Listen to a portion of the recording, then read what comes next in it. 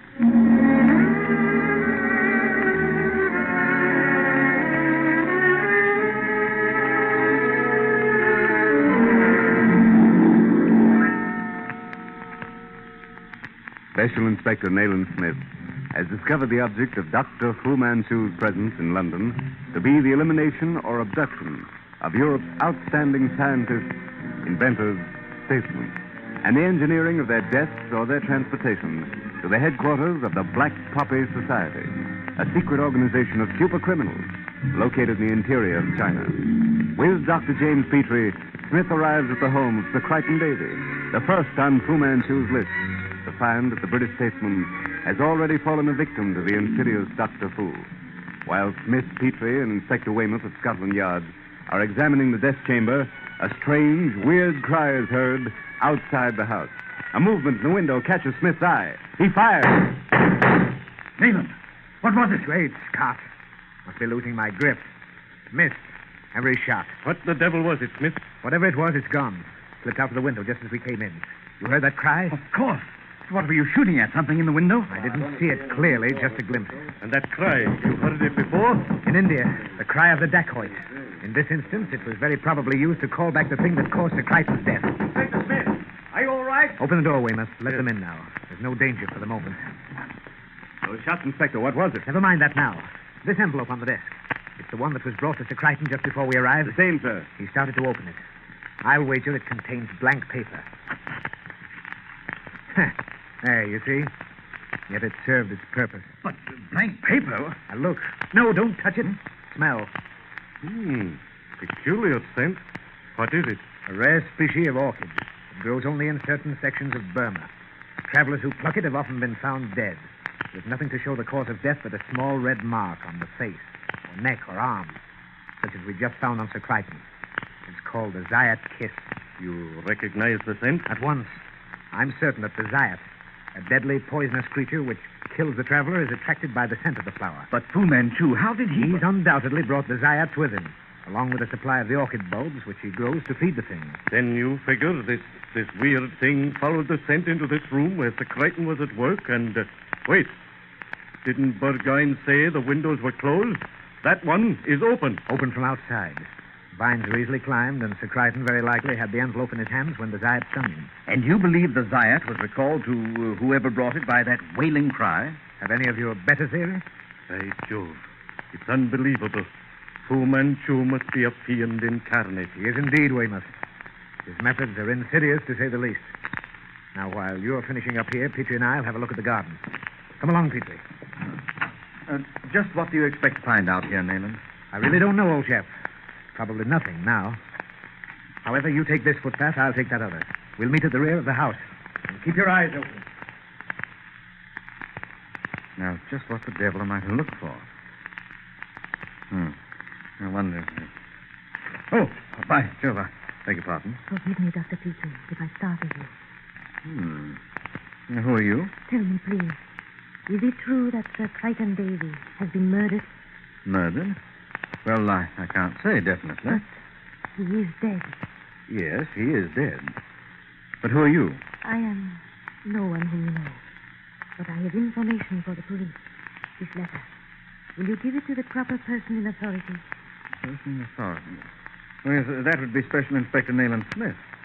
Yes, I'll see that he gets it. And when you have given it to him, leave him at once. But I say, wait a moment. Strange. I wonder what she wants. Petrie! Petrie, that woman. Who was she? I don't know. She gave me this for you. Information for the police, she said. Describe her. Oh, a lovely creature, Nayland. Eyes and hair as black as night. A skin like... Did you notice a crescent-shaped scar at the outer corner of the left eye? Why, yes. You know her? Know her. It's Cara May, his daughter, Petrie. What? And you let her slip through your fingers. You might have forced her to reveal his hiding place. Fu Manchu's daughter? Oh, that's impossible. She's not Chinese. Eurasian. But what difference whether his daughter, wife, or slave? She's nevertheless his spy, employed to get this letter into my hands. Here. Smell it.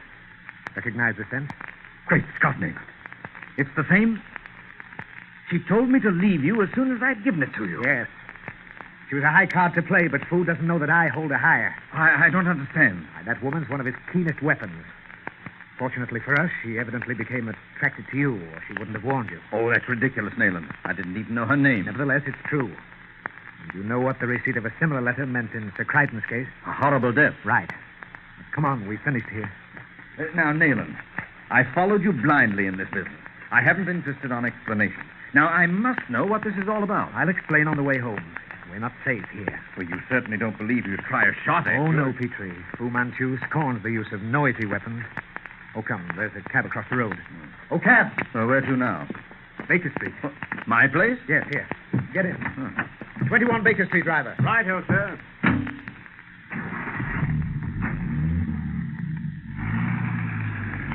I say, Nayland, someone took the cab behind us.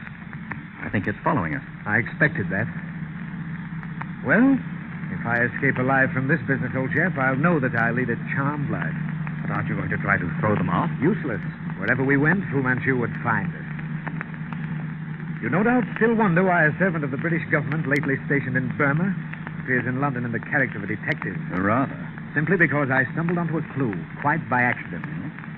I discovered definite evidence of the existence of Fu Manchu. Well, is he an emissary of an Eastern power? I can't say definitely, but I do know that a certain Eastern power will be requested to see that Dr. Fu removes himself and his influence as far and as quickly from England as possible. And if your Eastern state refuses? Then, Petrie, anything may happen. A fanatic, Nayland. A madman with unlimited power. He's much more. Whether a fanatic or a duly appointed agent, Fu Manchu is undoubtedly the most malignant personality existing in the world today. He's a fluent linguist, both in civilized and barbaric languages. He's an adept in all the arts and sciences a great university could teach him, and many black arts that no university could possibly teach him. He has the brains of any 3 men of genius. But what is his object? His object? Why did Rene Corot fall dead in a Paris opera house? Heart failure, wasn't it? He died because his last speech had shown that he held the key to the secret of Tonking. And what became of the Grand Duke Stanislaus? Do you remember?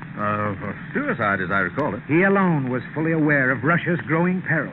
He alone knew the truth about Mongolia. That knowledge caused his death. But Sir Crichton Davy. He was the only living Englishman who understood the vast importance of the Tibetan frontiers. I'm beginning to see, Nayland. Yes, it was their knowledge of the East that doomed them. When any great leader dares to arouse the West to a sense of the awakening of the East, he's destroyed. Incredible. You mean to say that Fu Manchu controls this terrible secret movement? Exactly, Petrie. Fu Manchu and none other. Here you are, Governor. 21 Baker Street. Eh? Oh, yes. You are, driver. Thank you, sir. Look, that car back there. It stopped. Followed us every foot of the way, Nayland. Of course, Petrie. Come on, let's go in. But But they followed us all the way. Aren't you going to do anything? Of what use? We could prove nothing against them. Further, it's very evident that an attempt will be made upon my life tonight, and by the same means that proved so successful in the case of Sir Crichton. You can't mean that he'll make an attempt against you here. I mean exactly that. We'll have an opportunity to observe the Zayat kiss in operation very soon. The scented letter given you by the woman is ample proof of that. Now, what caused Sir Crichton's death, Nayland? What is the Zayat kiss? I don't know exactly.